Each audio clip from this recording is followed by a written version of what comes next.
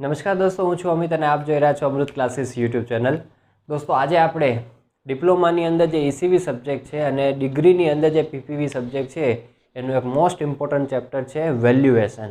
એ વેલ્યુએશનના example આજે આપણે start કરવાના છીએ. આજે પહેલા પાર્ટની અંદર આપણે 3 ટાઈપના એક્ઝામ્પલ આપણે સોલ્વ કરીશું. મેઇનલી 3 ટાઈપના છે, બીજા નાની નાની ટાઈપના પણ આવતા હોય છે. તો એ એક્ઝામ્પલ સોલ્વ કરવા માટે જરૂરી પહેલાં જે ફોર્મ્યુલાઓ છે એ ફોર્મ્યુલાઓ સમજી લઈએ, થોડીક ટર્મિનોલોજી સમજી લઈએ અને ત્યારબાદ 1 by 1 આપણે એક્ઝામ્પલ સોલ્વ કરીએ.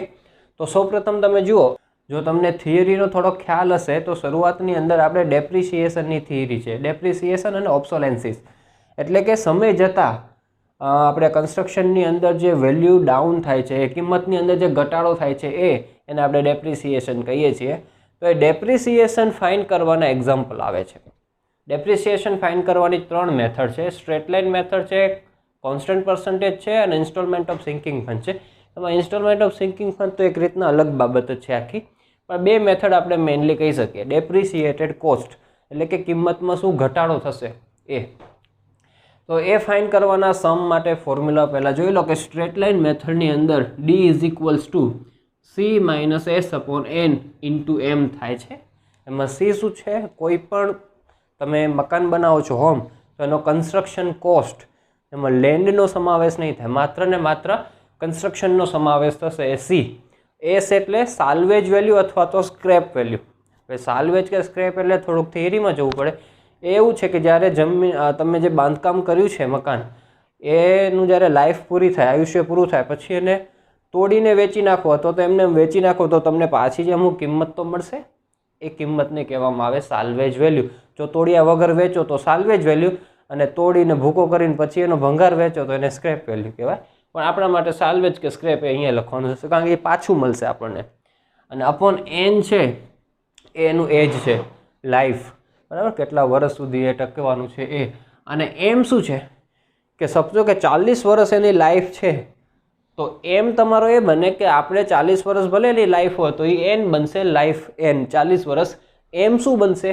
તો M તમારો બનશે કે કેટલા વર્ષ પછી તમારે ડેપ્રિસિએટેડ કોસ્ટ ફાઇન્ડ કરવી છે તે, કેટલા વર્ષ પછી ઘટાડેલી કિંમત ફાઇન્ડ કરવી છે તે, બરાબર. 10 વર્ષ પછી, 15 વર્ષ પછી, 35 વર્ષ પછી, એ M બનશે.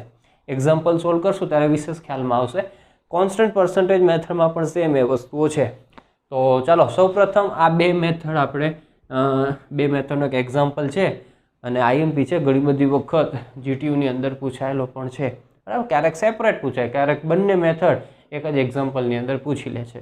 તો હવે એક્ઝામ્પલ સોલ્વ કરીએ એટલે તમને વિશેષ ક્લિયર કટ ખ્યાલ આવશે. તો જુઓ, ઇંગ્લિશની અંદર ડેટા છે, ગુજરાતીવાળો મૂંઝાતા નહીં, આરામથી તમને સમજાઈ જશે. શું કહે છે ભાઈ? The present value of machine is ₹2,50,000. એક મશીન છે એની હાલની કિંમત, પ્રેઝન્ટ કિંમત કેટલી છે? ₹2,50,000 છે. તો એ જે કિંમત આપીને દોસ્તો એને C કહી દેવાનું. શું કહી દઈશું આપણે? C. 2,50,000.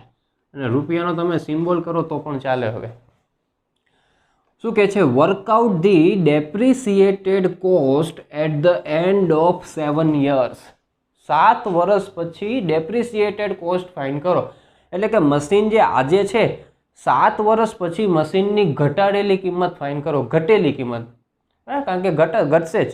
મશીન છે જેમ જેમ વપરાતું જશે, કાટબાટ લાગશે, જો લોખંડ બોખંડનું હશે તો ઘસારો થશે, પાર્ટ્સ બાર્ટ્સ થોડાક નબળા થાય તો એની કિંમત ઘટવાની જ હોય. તો ઘટવાની છે તો કેટલી ઘટશે? કેટલા વર્ષમાં? 7 yearsમાં. તો હું તમને જે એમનો કન્સેપ્ટ કહેતો હતો ને, યાદ છે કે 7 વર્ષ પછીની કિંમત ફાઇન્ડ કરવાની છે. તો that becomes your M 7 years.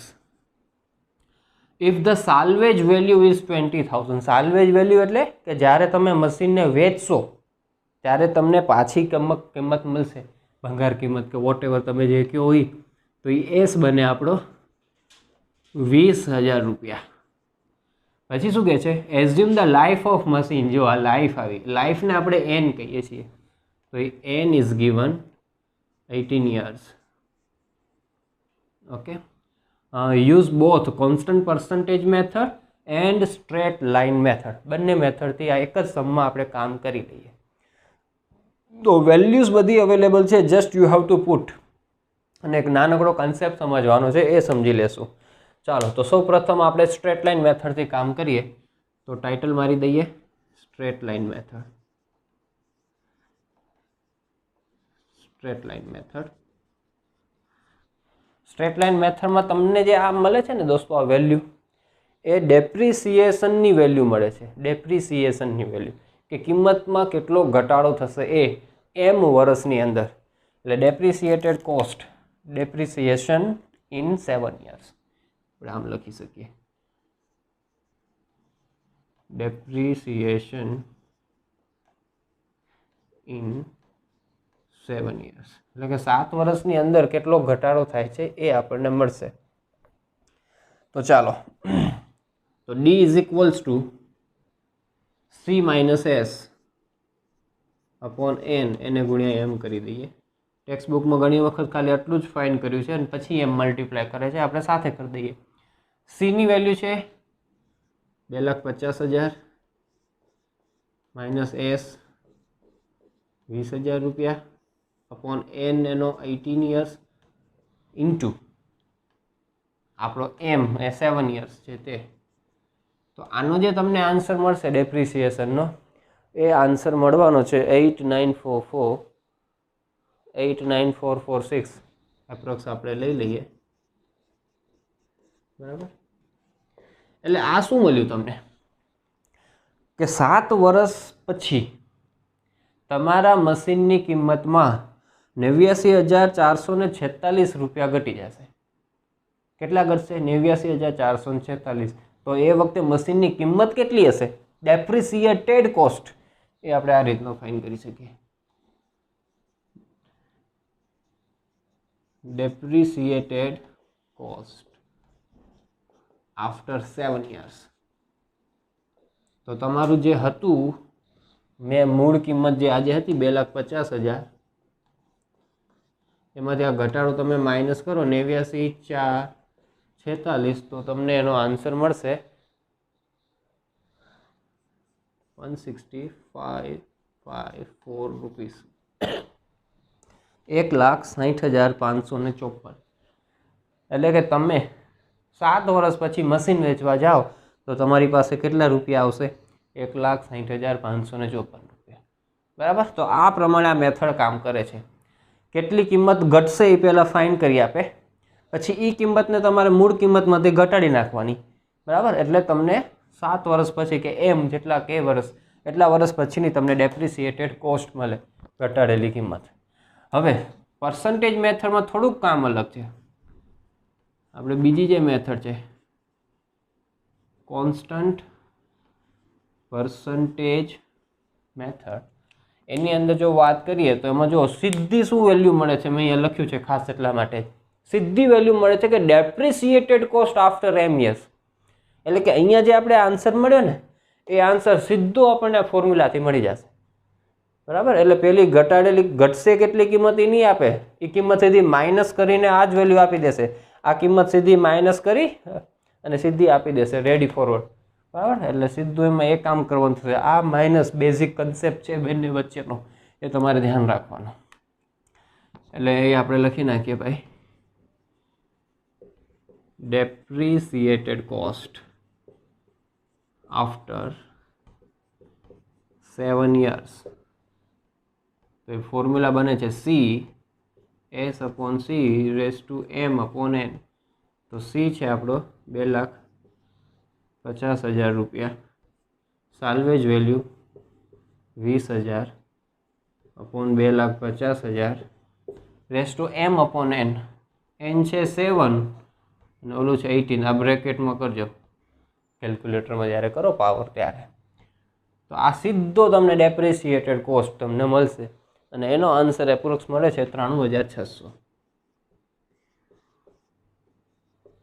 બરાબર. તો આ રીતના દોસ્તો કામ થાય. ડિફરન્સ તમે બરાબર સમજ્યા ને બંને મેથડનો?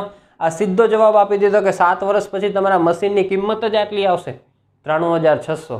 અને આમાં પેલું શું આપશે કે પહેલાં કહે છે કે 89,000 ઘટાડો થશે, પછી મૂળ કિંમતમાંથી ઘટાડો કરશો એટલે તમારી કિંમત મળશે 1,60,000. બરાબર. તો આ પ્રમાણે બંને મેથડ કામ કરે છે. બરાબર. અલગ અલગ સેપરેટલી પણ પૂછતા હોય છે, તો ફોર્મ્યુલા તમારે યાદ રાખી લેવાના છે, તો આરામથી તમે કામ કરી શકો છો. તો આ સાથે આ એક્ઝામ્પલ આપણે અહીંયા પૂરો કરીએ. હવે નેક્સ્ટ એક્ઝામ્પલ જોઈએ ઇન્સ્ટોલમેન્ટ ઓફ સિંકિંગ ફંડનો. ચલો, આ છે એનો ડેટા. સિંકિંગ ફંડનો એક્ઝામ્પલ આપણે કરવા માટે જઈ રહ્યા છીએ.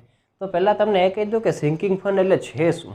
તો તમે જુઓ કે શરૂઆતમાં તો પહેલાં ડેટા સમજાવી દો, પછી સિંકિંગ ફંડની વાત કરું. A person purchase house for ₹10 lakh. 10 lakh રૂપિયાની અંદર એ ઘર ખરીદે છે. બરાબર. તો અહીંયા લખીએ આપણે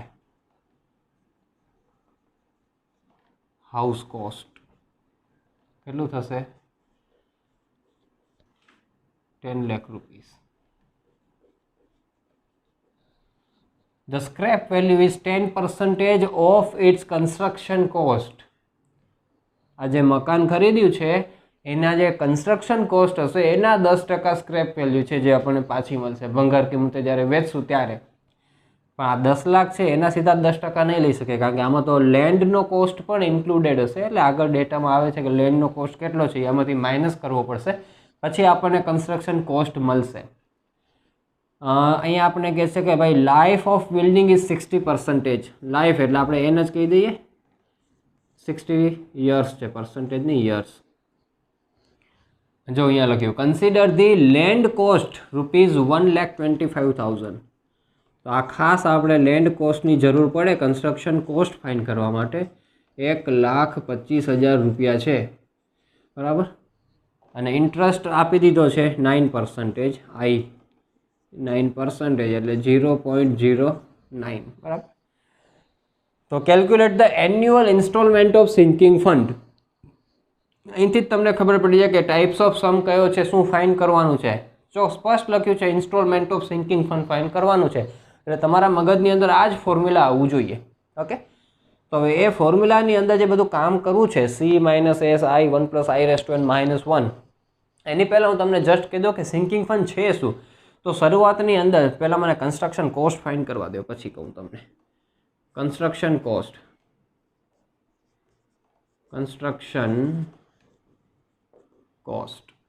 તો જુઓ આ આખું છે 10 લાખ રૂપિયા દોસ્તો, સમજજો.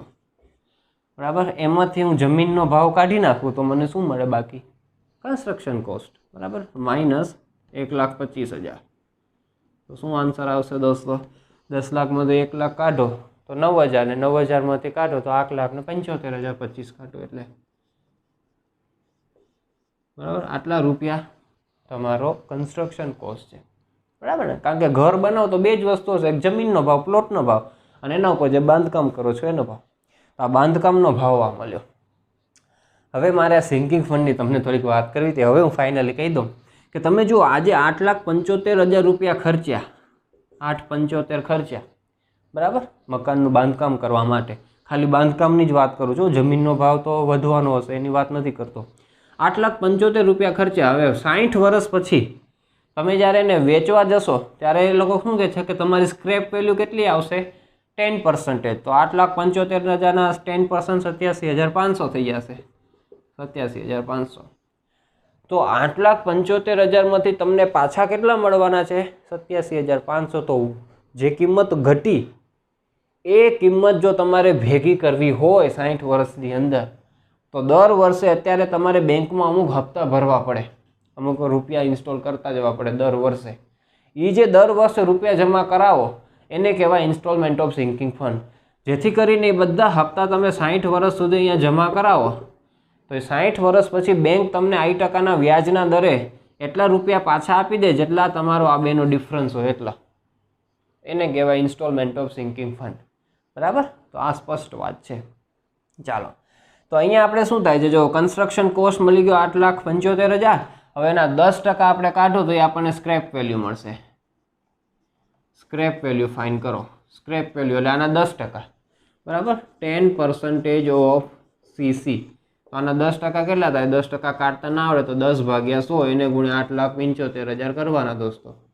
એક બિંદુ ખાલી નીકળી જશે, કારણ કે એક કટ અહીંયા થશે ને એક અહીંયા કટ થશે, એટલે 87,500 તમારો આન્સર આવશે. તો તમારું ગુજરાતીમાં સિંકિંગ ફંડને કહેવાય ડૂબતું નાણું. એ ડૂબતું નાણું કેટલું થયું? તમે ખર્ચ કરે 8,75,000,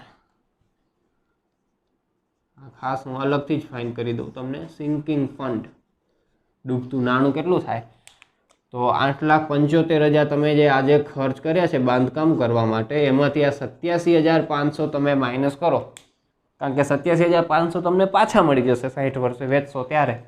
તો આનો આન્સર આપણને મળે છે 787500, 787500, એટલે કે 7,87,500 રૂપિયાની ઘટ થાય છે. તમે લોસમાં જાશો કન્સ્ટ્રક્શન કોસ્ટના, બરાબર, કારણ કે 8,75,000 અત્યારે બનાવ્યું ઘર, 87,500 તમને પાછા મળશે. તો તમારા ગયા કેટલા પૈસા? 7,87,000 રૂપિયા તમારા જાય છે.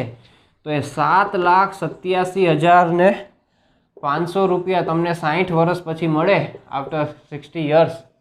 તો એના માટે તમારે અત્યારથી જ આયોજન કરી રાખો. તમે આમ લાંબા સમયનું વિચારતા હો તો અત્યારથી આયોજન કરી રાખો ને બેંકમાં અમુક હપ્તા અત્યારથી જમા કરાવવા માંડો, તો 60 વર્ષ પછી બધા હપ્તાનો ભેગા થઈ અને આટલા રૂપિયા તમને પાછા મળી જાય. એટલે તમારું કોઈ નાણું ડૂબે નહીં, સમજ્યા? આ એક વાઇઝ પર્સનનું ફાઇનાન્શિયલ મેનેજમેન્ટ કહેવાય દોસ્તો. તો એ મેનેજમેન્ટ કરતાં તમને શીખવાડે છે અત્યારે. તો ચાલો, તો અત્યારે તમારે હવે હપ્તો કેટલો ભરવો પડશે મહિને મહિને એ આપણે ફાઇન કરી દઈએ. ઇન્સ્ટોલમેન્ટ ઓફ સિંકિંગ ફંડ, મસ્ત લખવાનું દોસ્તો ટાઇટલ મારીને, ઇન્સ્ટોલમેન્ટ ઓફ સિંકિંગ ફંડ.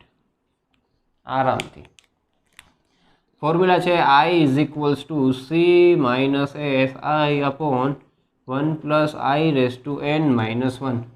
તો C માઇનસ એસની આખી વેલ્યુ આપણી પાસે અવેલેબલ છે. આ C છે ને આ S છે. હા, 7,87,500 C માઇનસ એસ થયો ઇન્ટુ I.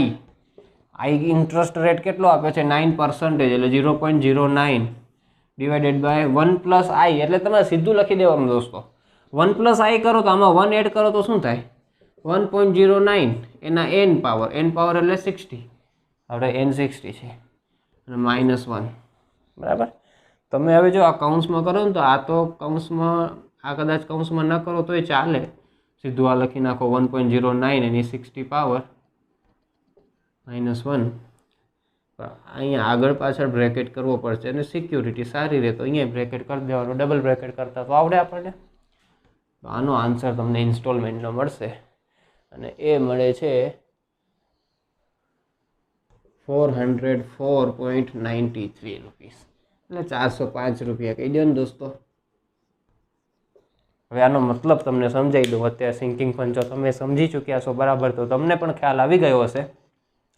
હું દર વર્ષે 405 રૂપિયા જમા કરાવતો જાઉં. કેટલા વર્ષ સુધી? 60 વર્ષ સુધી. તો મને કેટલા રૂપિયા પાછા મળશે? આ C માઇનસ એસ, મારા ડૂબતા નાણાં જેટલા, સિંકિંગ ફંડ જેટલા 7,87,500 રૂપિયા મને બેંક 60 વર્ષ પછી પાછા આપી દેશે. એટલે મારું નાણું કોઈ ડૂબ્યું ના કહેવાય, બરાબર. તો આ પ્રમાણેની પ્રેક્ટિકલ કેલ્ક્યુલેશન આપણને કરાવવામાં આવે છે વેલ્યુએશનની અંદર. તો આ ઇન્સ્ટોલમેન્ટ ઓફ સિંકિંગ ફંડના એક્ઝામ્પલ આ ચેપ્ટરના મોસ્ટ આઈએમપી ટાઈપના એક્ઝામ્પલ છે. તો ખાસ તમારે કરવાના છે. 2-3 દાખલા બીજા ટેક્સ્ટ બુકમાંથી પણ સોલ્વ કરો અને ફૂલ કોન્ફિડન્સ આની અંદર મેળવી લો. હવે આપણે ફાઇન કરીશું ઇન્સ્ટોલમેન્ટ ઓફ લોનના એક્ઝામ્પલ. ચાલો દોસ્તો, ઇન્સ્ટોલમેન્ટ ઓફ લોન એનો તમારે કેલ્ક્યુલેશન કરવી હોય તો ઇન્સ્ટોલમેન્ટ ઓફ લોન ફાઇન કરવાની ફોર્મ્યુલા યાદ રાખવી પડશે. C into 1 + i⁻n into i 1 + i⁻n-1. Formula યાદ રાખો, ડેટા વ્યવસ્થિત સમજો, આન્સર આવડી જશે. એકદમ ઇઝી. ચાલો, workout annual installment for the loan. Annual installment fine કરવાનો છે ફોર ₹15 લાખ. અહીંયા પોઈન્ટ આપી દીધો છે, બરાબર. એટલે અહીંથી ગણતરી માંડવાની. એકમ દશક 100, હજાર, 10 લાખ, 10 લાખ, 15 લાખ રૂપિયાની લોન લીધેલી છે ભાઈઓ. તો C આપણા થઈ જશે 15 લાખ રૂપિયા. To be paid in 15 years, in 15 years. અને ટેક ઇન્ટરેસ્ટ એઝ 10%, 10.50%, એટલે 10.50% નોર્મલ ફોર્મમાં લખવું હોય તો 0.1050 ડિવાઇડેડ બાય 100 કરી દેવાના. તો આ બધી જ વેલ્યુ આપણે આમાં પુટ કરી દઈશું એટલે આપણને મળી જશે ઇન્સ્ટોલમેન્ટ ઓફ લોન. પણ આમ મસ્ત લખવાનું દોસ્તો, ઇન્સ્ટોલમેન્ટ ઓફ લોન એનું formula I is equals to C 1 plus I raised to n into I upon 1 plus I raised to n minus 1 મલ્ટીપ્લાયમાં છે C 15 લાખ રૂપિયા. કેલ્ક્યુલેટરમાં ભૂલ ન થવી કપે દોસ્તો. 1 પ્લસ આઈ એટલે મેં તમને કીધું જ છે, આમાં સીધો એડ કરી નાખો 1 ને તો શું થાય 1.1050 રેસ ટુ n એટલે 15 યર્સ ઇન્ટુ આઈ એટલે 0.1050 બરાબર મલ્ટીપ્લાયમાં upon 1 plus I raise to n એટલે 1.1050 રેસ ટુ 15 માઇનસ 1 બ્રેકેટ કરવો અનિવાર્ય છે.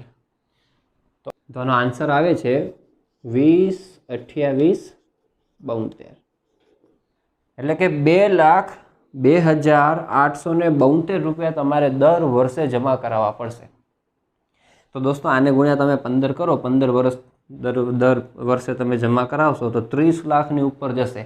એનો મતલબ કે લોન તમે 15 લાખ રૂપિયાની લીધી છે પણ તમારે પે કરવા પડશે 30 લાખથી પણ વધારે રૂપિયા, ડબલ કરતાં પણ વધારે, કારણ કે ઇન્ટરેસ્ટ રેટ વધારે છે 10.50નો છે બરાબર. એટલા માટે આ કરવું પડે. બાકી જો વિધાઉટ ઇન્ટરેસ્ટ હોય તો આપણને ખબર પડી જાય કે ભાઈ 15 લાખ રૂપિયા છે ને 15 હપ્તા કરવાના છે તો દર વર્ષે કેટલો કરવો પડે 1-1 લાખ રૂપિયા કરવા પડે. પણ આ ઇન્ટરેસ્ટ તમારે જે વધારે પે કરવું પડે છે એ બીજા 15 લાખ કરતાં પણ વધારે છે. તો આ રીતના આ એક્ઝામ્પલ સોલ્વ થાય. હવે એક આ પી અને ક્યુનો કન્સેપ્ટ તમને સમજાવી અને એનું એક એક્ઝામ્પલ આપણે સોલ્વ કરીશું. દોસ્તો પહેલાં આપણે પી અને ક્યુનો કન્સેપ્ટ બરાબર સમજી લઈએ. બરાબર સમજજો, ક્યારેક નાના નાના ક્વેશ્ચન આના પૂછવામાં આવે છે. પી અને ક્યુનું ફોર્મ્યુલા શું બતાવે છે તમને પ્રેક્ટિકલી પણ કામ લાગશે. જુઓ અહીંયા મેં લખી છે to collect 1 rupees after n years at interest I. તો તમારે દર વર્ષે આટલા જમા કરાવવા પડશે. સાદી અને સરળ ભાષામાં તમને કહું કે સમજી લ્યો કે અમુક વર્ષો પછી, અમુક એટલે n વર્ષ પછી તમારે 1 રૂપિયો ભેગો કરવો છે તો દર વર્ષે તમારે કેટલા રૂપિયા જમા કરાવવા પડે એને કહેવાય પી. એટલે આપણે સિંકિંગ પણ જેવું જોયું ને કે સિંકિંગમાં ડૂબતું નાણું હતું 60 વર્ષ પછી 87 લાખ રૂપિયા, તો એ જે ભેગા કરવા છે તમારે તો દર વર્ષે હમણાંથી કેટલા જમા કરાવવા પડે એ તમારું આ કહેવાય. આ રૂપિયા માટેનું ફોર્મ્યુલા છે કે જો તમારે 1 રૂપિયો ભેગો કરવો હોય, ઉદાહરણ આપીને સમજાવું, સમજી લો કે 10 વર્ષ પછી તમારે 1 રૂપિયો ભેગો કરવો છે. After 10 years you have to collect 1 rupees. તો તમારે અત્યારથી કેટલા રૂપિયા જમા કરાવવા પડે તો આટલા રૂપિયા જમા કરાવવા પડે. હા, એમાં ઇન્ટરેસ્ટ રેટ હોય આઈ બરાબર. તો આ તમારું ફોર્મ્યુલા થશે પીનું. અને ક્યુનું ફોર્મ્યુલા શું છે કે હું દર વર્ષે રૂપિયો જમા કરાવતો જાઉં તો n વર્ષ પછી મને કેટલા રૂપિયા મળશે એ ક્યુનું ફોર્મ્યુલા છે. બે ઓપોઝિટ ફોર્મ્યુલા થાય છે. પીનું ફોર્મ્યુલા અમુક વર્ષો પછી મને રૂપિયો જોઈએ છે તો દર વર્ષે કેટલા જમા કરાવવા પડશે, અને ક્યુનું ફોર્મ્યુલા હું દર વર્ષે રૂપિયો જમા કરાવું તો મને n વર્ષ પછી કેટલા રૂપિયા મળશે તે બરાબર. તો હવે એક એક્ઝામ્પલ આવું પૂછાયેલો છે જીટીયુમાં, આપણે બરાબર જોઈ લઈએ. જો અહીંયા શું લખ્યું, find the amount accumulated by an annuity of ₹5,000 at 9% for 20 years. આ શું કહેવા માંગે છે, એન્યુટી એટલે દર વર્ષે આટલા રૂપિયા જમા કરાવવામાં આવે 5,000 રૂપિયા 9% વ્યાજના દરે 20 વર્ષ સુધી. તો તમને કેટલી અમાઉન્ટ અક્યુમ્યુલેટેડ એટલે કે ભેગી થઈને મળશે 20 વર્ષ પછી. એટલે કયો કેસ છે તમે જરાક વિચારો. હું તમને સાદી સરળ ભાષામાં કહું કે હું દર વર્ષે 5,000 રૂપિયા જમા કરાવું 20 વર્ષ સુધી તો મને 20 વર્ષ પછી કેટલા રૂપિયા મળશે. દોસ્તો પીનો કેસ થયો કે ક્યુનો કેસ થયો? દર વર્ષે જમા કરાવવા છે ક્યુનો કેસ થયો કે દર વર્ષે રૂપિયો જમા કરાવો તો n વર્ષ પછી તમને કેટલા મળે, આટલા મળે. હવે રૂપિયાની જગ્યાએ કેટલા રૂપિયા જમા કરાવશું આપણે 5,000. તો આ રૂપિયા માટેની હતી ને 5,000 જોઈએ છે તો આને ગુણ્યા 5,000 કરી દેવાના તો આપણને મળી જાય. તો જુઓ આપણે ડાયરેક્ટ ફોર્મ્યુલા જે યુઝ કરવું હોય તો આ રીતના કરી શકીએ. આને આપણે સી કહી દઈએ 5,000, આઈ કહી દઈએ 9% એટલે 0.09, n કહી દઈએ 20 years. ઓકે, તો જે આપણે ફાઇન્ડ કરવાનું કીધું છે એક્યુમ્યુલેટેડ અમાઉન્ટ એ આ મળશે તમને જો આ સી મલ્ટીપ્લાય કરી દો, આ રૂપિયા માટેની કેલ્ક્યુલેશન છે, એને મલ્ટીપ્લાય બાય તમારા જેટલા રૂપિયા છે એ આપી દેવાના હોય. 1 + i⁻n - 1 / i. ચલો 5000 માટેની ગણતરી થાય છે. 1 + i કેટલો છે આપણો 0.09, n એટલે 20 years -1 / 0.09, એટલે દર વર્ષે તમારે આન્સર આવે છે 2,55,800 પોઈન્ટ સમથિંગ છે, એ આપણે કન્સિડર નથી કરતા દોસ્તો. આનો મતલબ એવો થયો કે ભાઈ 5000 દર વર્ષે જમા કરાવશો 20 વર્ષ સુધી, તો 20 વર્ષ પછી તમને આટલા રૂપિયા મળશે. આવા તો જાતે તમે એક્ઝામ્પલ બનાવીને સોલ્વ કરી શકો. પીનું ફોર્મ્યુલા વાપરવું હોય તો આનાથી ઊંધું થાય કે ભાઈ 20 વર્ષે મારે સમજી લો કે 50 લાખ રૂપિયા જોતા હોય, તો દર વર્ષે મારે કેટલા જમા કરાવવા પડે એ ફાઇન કરવું હોય તો આ ફોર્મ્યુલા ફાઇન કરવું પડે પીનું. તો આ રીતના દોસ્તો આની અંદર એક્ઝામ્પલ છે. આ પાર્ટ 1 ની અંદર આપણે કામ કર્યું છે. પાર્ટ 2 ની અંદર કેપિટલાઇઝડ વેલ્યુ ફાઇન કરવાના એક્ઝામ્પલ આપણે સોલ્વ કરીશું, અને પાર્ટ 3 ની અંદર મંથલી રેન્ટ ફાઇન કરવાના એક્ઝામ્પલ આપણે સોલ્વ કરીશું. તો સૌથી મોટો પાર્ટ આપણો આ જ હતો. એનામાં તો એક એક્ઝામ્પલ સોલ્વ કરશો એટલે ક્લિયર તમને ખ્યાલ આવી જશે. આ બધા એક્ઝામ્પલની અંદર ક્યાંય પણ પ્રકારનો ડાઉટ હોય તો કોમેન્ટ સેક્શનની અંદર જણાવી દેજો, એનું સોલ્યુશન આપી દેવામાં આવશે. અને આ વિડીયો જોવા બદલ આપનો ખૂબ ખૂબ આભાર. આવા જ સિવિલ એન્જિનિયરિંગ અને એન્જિનિયરિંગ મેથેમેટિક્સ રિલેટેડ વિડીયોઝ જોવા માટે અમારી ચેનલને સબસ્ક્રાઇબ કરવાનું ભૂલતા નહીં. Thank you so much for watching this video.